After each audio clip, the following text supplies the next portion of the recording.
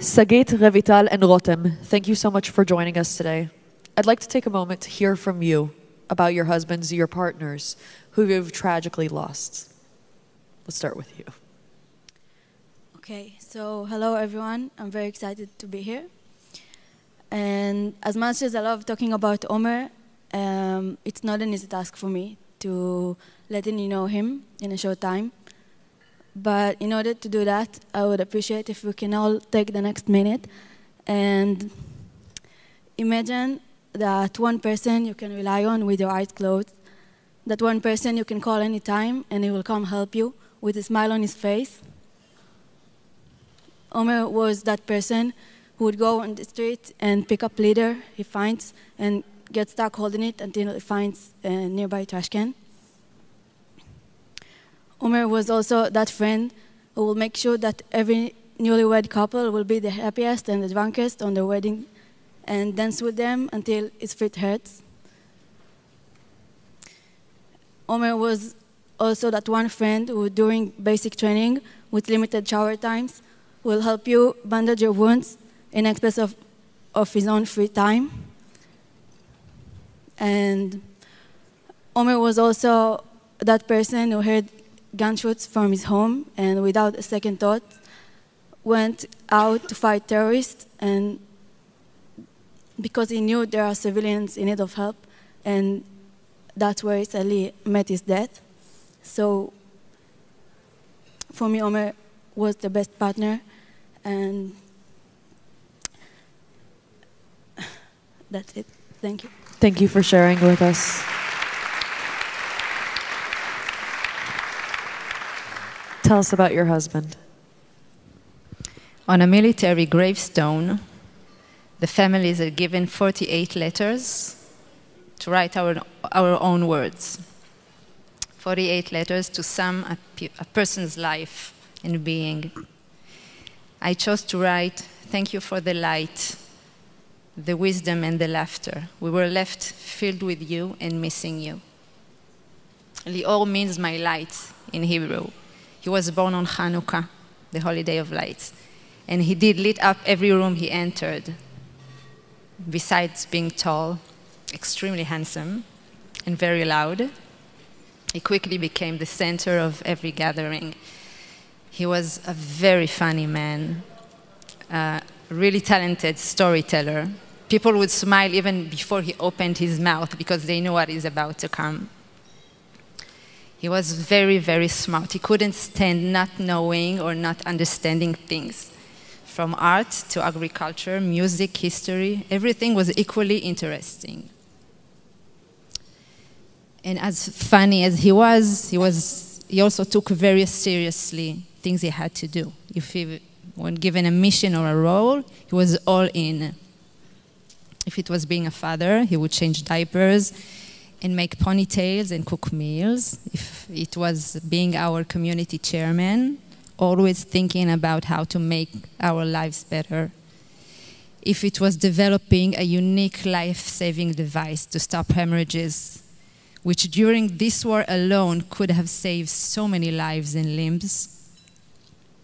And if it was being the deputy chief of our community squad, facing this monstrous terrorist attack on the gates of our house, our home.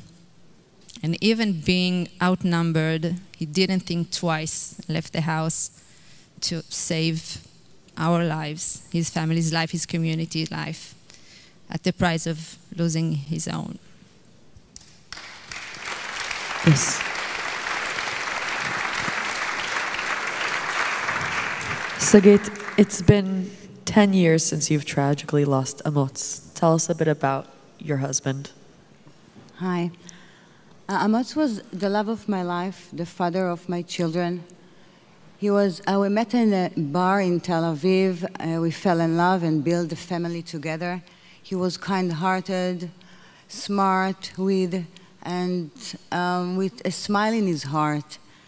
He was born in the kibbutz and was raised on a Zionist values, love of the people, the land, and the country.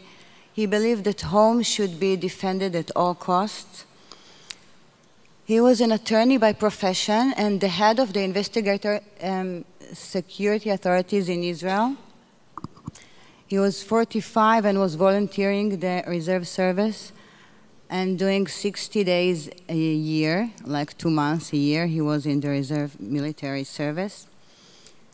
It was, I think, the most important thing for him is to be a soldier and it was the very meaningful duty for him. In July 2014, during Operation Protecting Age, he was killed in a battle with terrorists that was infiltrated through a tunnel from Gaza to Israel. I was left with 3 children. The ground was pulled out from under my feet, and the world as I knew it collapsed. I had to navigate a new world that I didn't know, to redefine myself for me and for my children. And it is a roller coaster ride. To lose someone you love, it's a long journey. It's not one-time event. There is no end to this loss. In time, you develop skills that help you live alongside the loss. Time also brings you wisdom and understanding that life continues. And you choose every day to live again. And I choose to live again and to be a model for my children. 10 years later, I see rays of light. I see rays of light in the people that accompany us in every milestone we have. I see rays of light in my children that are living according to Amot's values and excelling each in their own way. And I choose to see the good things in life and to see the small moments of joy. And I'm praying every day that no woman or child should will be in this place, and to have to go through this journey. Thank you for sharing. I'm curious where the 3 of you, in short words, because we're limited on time, where you found comfort, where you found help, for example, with the IDF Widows and Orphans Organization. So why don't you tell us? So this past winter, I went on a retreat to Cyprus organized by the organization. We were about 20 widows without children in our group, and we didn't know each other. I was roomed with someone named Talia, and from the first moment we had a really good connection. And as I'm looking around the girls, I noticed 2 specific girls. I thought we would connect well. And at dinner, they approached me with 2 bottles of wine in their hands, and they asked me to go out talking. And as we were talking, they asked me the most sensitive question, as we were in the same boat and our lives suck. They asked me, so how were your husband died? And I tell them Omer's story and the intersection where he was killed, and they looked at each other in shock, and it turned out that their husband, Moshe and Bar Sivan, were the ones who tried with 2 other fighters to evacuate Omer. And from this moment, I felt the connection with these girls become even deeper, and now we're meeting on a weekly basis. We're really good friends, and so when I'm asked to explain my experience with the organization and what it means for me it's this little support group we build. It's community. Yeah, a little community. And the widows, the employees of the organization, and I know I got warm embrace from an organization that a little over half a year ago I didn't know existed. So amazing. Revital, tell us a bit about what kind of experiences you've had with the IDFWO. Well, the first time the organization contacted me, I got mad.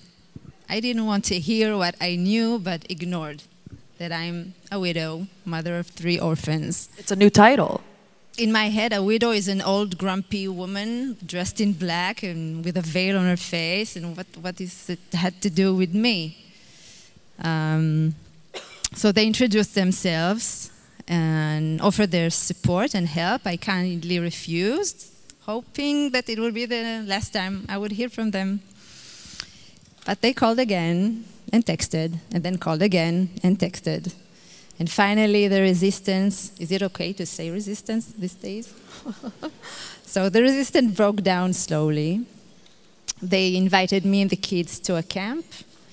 The kids were extremely excited, finally to meet other kids like them, meeting new people without being worried about being different or pitted. And I got to meet some new sisters by force. Yeah, sisters that you don't really want to be sisters, but nevertheless, there's the comfort in that, right? There's a lot of comfort. Amazing. And the organization itself as well, knowing that they're with us for good, gives a great sense of comfort and strength and support. And we're very thankful for that. Amazing. Sagit, you've been with the organization for quite a while, but you know, in just one sentence, what can you say that is like the biggest contribution that they've done for you? I think it's the support. I think I still remember the first time that Shlomi arrived to our house with a school bag in his hand. With my small daughter was in first grade, and I just forgot to buy her the bag. So I think in this big trauma, the most important thing that it is someone that sits beside you, that understands you, that can give you the help and to embrace the new situation you're forced into, and to create a situation that your children can meet another children in the same situation, when they can share their feelings, their thoughts, they can feel belong, and get love and understanding. Amazing. Sagit, Revital, Rotem, thank you so much for being here.